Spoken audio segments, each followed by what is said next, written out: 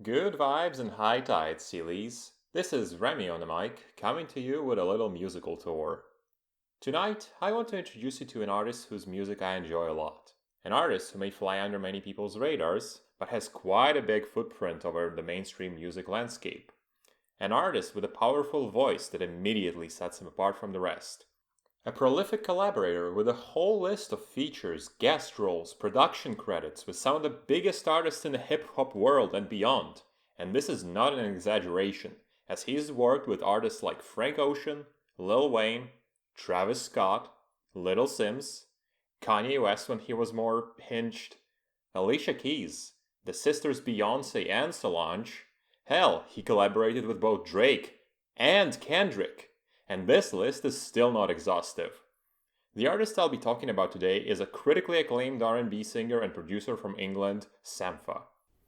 Born Sampha Lahai Sisse in 1988, he came into a family of migrants from Sierra Leone who settled down in modern South London sometime in the 1980s. The youngest of five brothers, Sampha became acquainted with music from quite a young age. When he was around 3 years old, his father decided to buy a piano for the household. Per Sampha's words, he got it from an elderly neighbor for some hundreds of pounds to offer the kids a distraction from constantly watching the TV. That distraction ended up working well on Sampha, and by the age of 6, as most of his brothers had moved on to the adult life, he was the one person in the household who played it the most.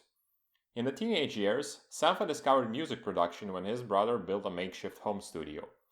He was growing up just as the internet was starting to take off as the means of communication, so his early music taste was primarily informed by music videos he saw on TV and the hand-me-down records he received from his siblings. But just around the corner, a new place was emerging that would end up changing his life trajectory forever. That place was called MySpace. Question for the chat: have you ever experienced MySpace, and how old have you been at the time? Admittedly, I wasn't there for it, and my only experience with MySpace was when I was 8 years old and registered to try asking Britney Spears if she could be my friend. Anyway, Sampha credits MySpace as a major discovery in his life, as he got to experience a lot of music he'd never listened to before. He cites Flying Lotus and Hudson Mohawk, a respectable producer by the way, as some of the artists he saw there who broadened his view and changed his perspective on music. But most importantly, MySpace became a jumping-off point for his career, as through it he found and befriended the music producer Quest, who showed him the way into the music industry.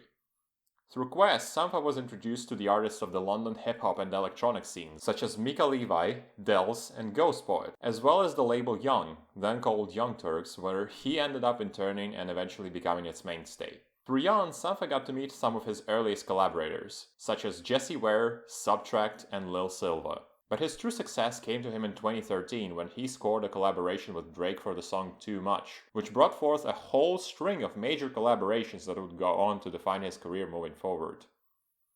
Drake is a surprisingly notable part of Sampha's career as one of his more active collaborators, with the latter appearing as either a feature, a vocalist, a producer, or a writer on a total of 5 songs authored by or featuring Drake. These collaborations span such a wide time frame that Sampha can be seen on 3 different Drake studio albums representing 3 different major eras of Drake. Sampha gives quite a bit of a credit to Drake for shaping his own view on the lyricism. The founder of Young, Caius Paulson, states in the interview for Music Week that Sampha was particularly fascinated by how Drake managed to relate his life experiences in his music. He recalls Sampha saying, "I was sat on the sofa, and Drake told me about his life, and then he got in the booth and said the exact same thing. And there is a connection to truth there that I am not ready for." The appreciation for the craft seems mutual, as years later, when Sampha was working on his debut record, Drake gifted him a bottle of wine as a sign of encouragement, with the words attached, "Drink this with some real friends when you finish the album." In general, Sampha's been pretty humble when it comes to his collaborations. He always shows appreciation for the opportunities he gets, and he generally speaks well of those he works with, though he also expresses reservations about potentially taking away the spotlight from his collaborators. Indeed, according to him, he's more frequently the one being sought after than the one actively seeking out collaborations.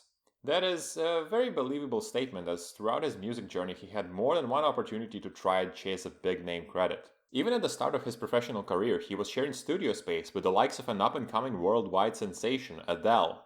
This reluctance to grabbing headlines, however, reflects really well on Sampha's contributions, their quality and authenticity. It would be devastating to witness the alternate universe where he gets forced into featuring on a track by Adam Levine, and perhaps we're all better for it.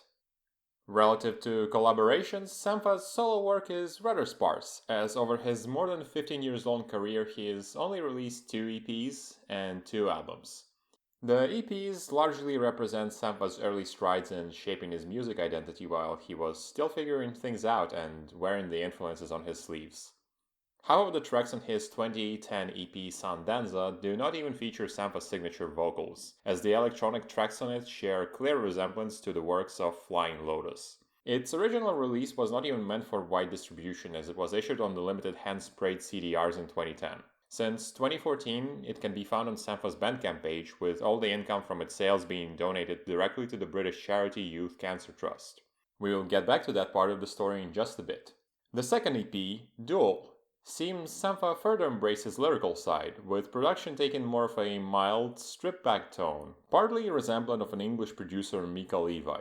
It's here that we start seeing the common lyrical themes emerge, dealing with mental health, strained relationships, and family. Much of Sampha's solo music touches on one of these themes in one way or another, all of it expressed in the airy, melodic manner, at times accompanied by a piano, always decorated with impressionistic poetry, and a voice many could describe as angelic.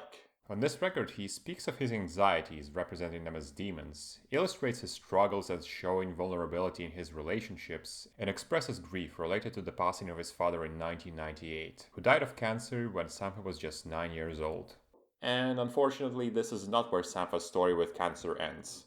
In late 2014, he had to retreat from his studio sessions in order to come back to the family home so he could take care of his mother. She was diagnosed with cancer in 2010 and went into a remission in 2012, but it wasn't too long until it came back to her in full force. She passed away a year later. The only times I would go and make music was when she was in the hospital for the day, Sampha said. As a caregiver, you can become a little bit numb because you have to be very functional, he said. But songwriting, which he tends to do improvisationally at the piano, helped to sort of realize the gravitas of things and help me reconnect and empathize with my mom, he said. There's a lot that I wouldn't really know I was feeling until I started playing the piano and singing, he added. This was an excerpt from the 2017 New York Times interview, timed with the release of Sampha's debut album, Process. Fresh of the attention he received from the appearance of the final version of Kanye's album, The Life of Pablo, Sampha went on to showcase the weight of his emotions in full colors, exemplified particularly well by the leading singles such as Blood on Me, which paints a violent depiction of an anxiety attack presented as if it was a sleep paralysis, and a follow-up single expressing his feelings towards his mother, No One Knows Me Like the Piano. If anything, the latter song only becomes more emotionally crushing when you find out that this is the last song he ever played for his mother, and the one he also played at her funeral. Being so prominent in his life, piano is the instrument Sampha frequently employs in his music, but on this song it takes a center stage, being the only piece of instrumentation accompanying the track. The song may not be as lyrically dense as some of his other tracks, but brevity here only amplifies the sheer grief at display. Sampha's improvisational approach in this album resulted in a raw yet picturesque presentation, often willingly detaching itself from reality to paint a certain kind of emotional picture that is hard to find on any other record. It is a beautiful experience. For me, it might not necessarily be one of the best, but it is certainly one of the highlight records of 2010s in music. It is nothing short of impressive, especially for a debut, and I highly recommend experiencing it on your own terms.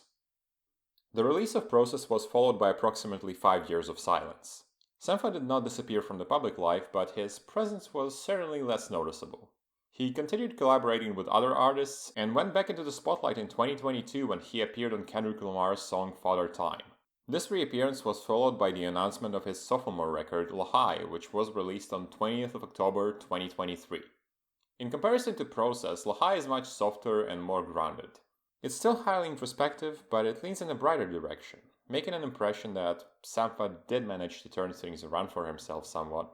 He's just as candid as before when it comes to his emotions, but the record has much more of a hopeful tone as it talks a lot about self-love, moving on from grief, finding peace in life, and having existential musings about becoming a parent of your own. That's right, Sampha became a father when he welcomed his daughter into his life in 2020, and coming from him, I imagine he's been more than welcome to it.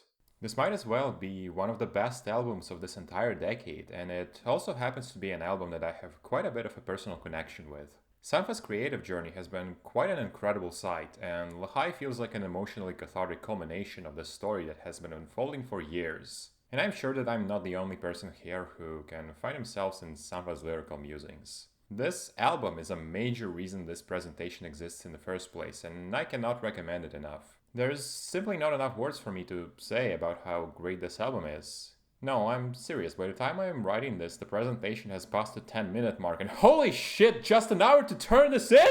Ah! As of 2025, Sampha hasn't dropped much else on the solo front. He released the deluxe edition of Lahai in October 2024, featuring 2 additional tracks as well as the remixes of Satellite Business and Dancing Circles, with the former featuring the rapper Little Sims, with whom he later collaborated on her own album, Lotus. And this is where the story goes up to this point.